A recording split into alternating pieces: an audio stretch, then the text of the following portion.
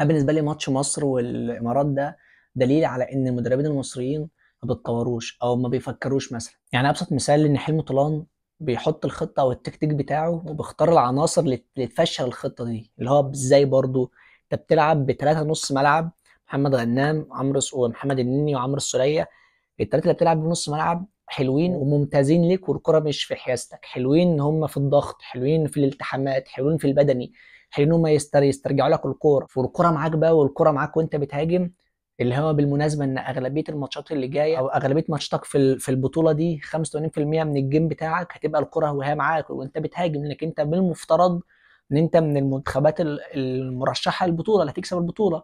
مثلا ماتش النهارده الكره كانت معاك اغلبيه الماتش بس ما بتعملش بيها حاجه، استحواذ سلبي ما بتعملش بيها حاجه، ما فيش خطوره على مرمى الامارات، لانك انت ما عندكش اللعيبه اللي توصلك، ما فيش غير الوينجين بتوعك، واحد هنا في طرف الملعب وواحد في الطرف الثاني، والعمق كله فاضي.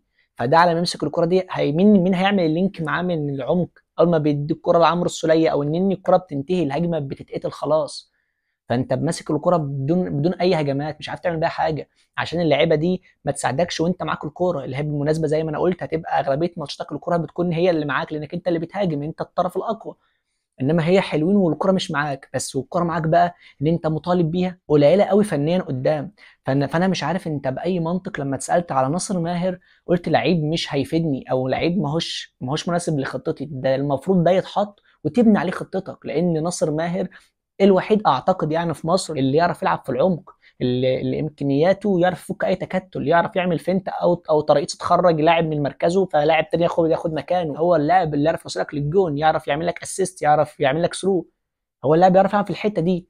فانا ما اعرفش انت ازاي قلت مش هيفيدني، لان انت اللاعب اللي انت اخترته اللي هو قفشه. قفشه بيلعب كره انتهت. قفشه يا جدعان بصوا، قفشه امكانياته هي دي امكانياته، بيلعب كره انتهت، هو راسم لنفسه دور ان انا انيستا، ان انا مايسترو، بلعب وهاند فري في ودني وبسمع مزيكا وبلعب وبتاع.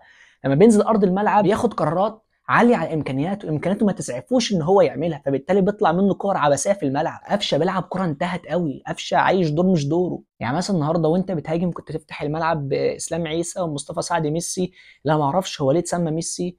انت ما فيكش حاجه من حرف الميم على راي مدحت شلبي حتى.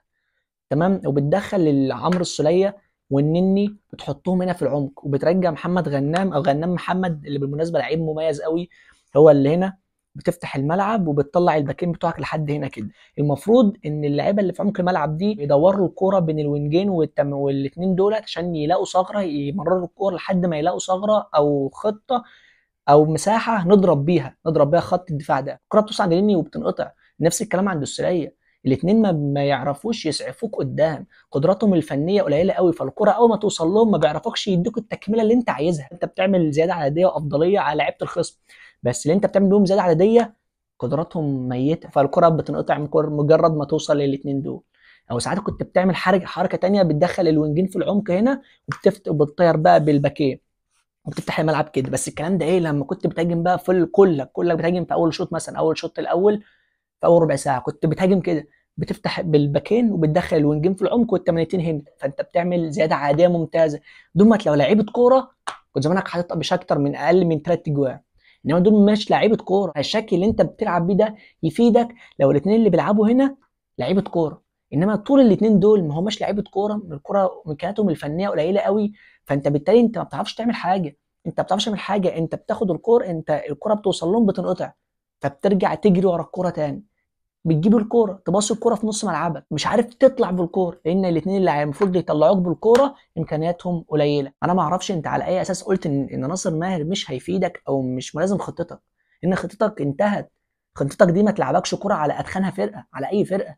خطتك دي تستقبل لعب، انما تبني كوره تلعب كوره والله العظيم مستحيل. يعني مثلا النهارده هو ممكن يطلع يقول لك في المؤتمر، انا والله ما شفت اي حاجه، بس ممكن يطلع يقول لك في المؤتمر ان احنا مسكنا كوره، عنده حق مسكنا كوره بس من غير اي اطراف هجوميه، من غير اي نزعه هجوميه، من غير اي شراسه هجوميه، ماسكين كوره وخلاص. يعني انت لو كنت خدت احمد سكولز بتاع وادي دجله، تمام، تلعب باحمد سكولز وغنام محمد وقدامهم ناصر ماهر، تلعب بالخطه دي كل الماتشات عادي.